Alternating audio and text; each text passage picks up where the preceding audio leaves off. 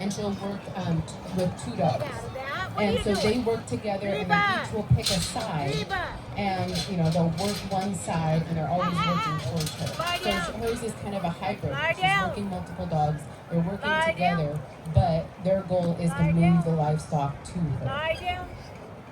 Lie down. Lie down. Lie down. Lie down. How much do the sheep cost? Lie Well, it depends. down. I gotta move a little closer. Depends on the sheep, and depends on the time of year. So usually in the winter time, we tend to see a higher market. So like these sheep would probably be around $300 a piece. But then if you know anything about like the show sheep world, they can get really high really fast. I've seen like 4-month-old lambs go for $1,000. So it depends on the breed of sheep, what you're trying to do with them. But yeah, so these are just commercial white-faced sheep, and so they'd probably be around $300 at this point. Yes.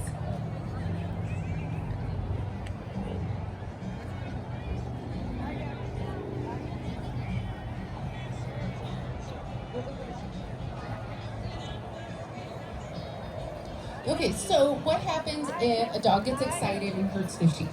And do they kind of get taken out of that dog? So part of we do is working with livestock, working with the dogs, working with a prey-predator relationship is sometimes that happens, and that is absolutely not the goal. That is not what we were trying to accomplish, but it is part of the dog's learning. So the dog isn't necessarily taken out of the job, and maybe for that day, maybe we kind of need to kind of step back and kind of figure out, hey, how can we prevent that from happening in the future? Or what does that dog need to do? Typically, if a dog does something like that, it's from a lack of confidence. And so that means we need to build that dog up, get it more comfortable, get it more confident in working the sheep. And so we tend to try to work through it. We want, the whole goal of what we're trying to do is to work sheep as calmly and quietly and efficiently as possible.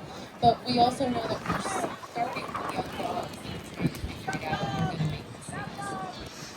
So speaking of young dogs, that are very good girls. This is Reba. So this is another Rosie daughter, but this one is two and a half. So she's a baby dog. So, or what we term as a baby dog. So she's very young. She's kind of figuring things out. So you'll see that Colleen has another tool. So same thing as the stock stick that Karen was using earlier.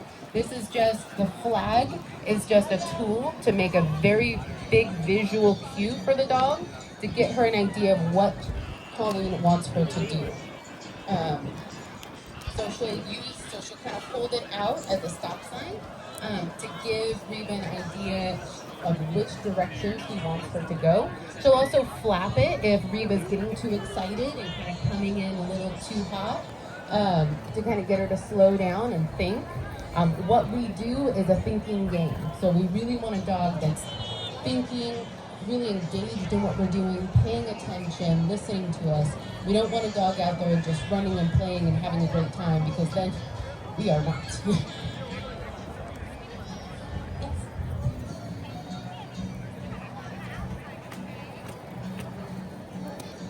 So do the sheep need to be sheared even if the wool's not going to be used? Yes. So there are two different types of sheep in the world. So we have wool sheep, which is these guys. We also have hair sheep. So hair sheep is what the original sheep were out in the wild. So they have hair, and then they also grow wool in the wintertime, and then in the springtime they'll shed that wool out. Humans have purposefully bred sheep to continually have wool all year long.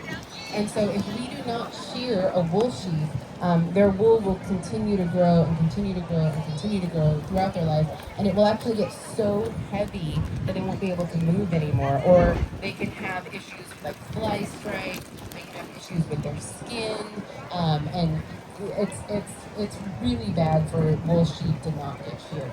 So we typically will shear them every year. Some long breeds or long wool breeds will have to be sheared twice a year because their wool grows so fast. Um, and then typically we'll also do what's called like crutching or tagging, where before the ewes have their lambs,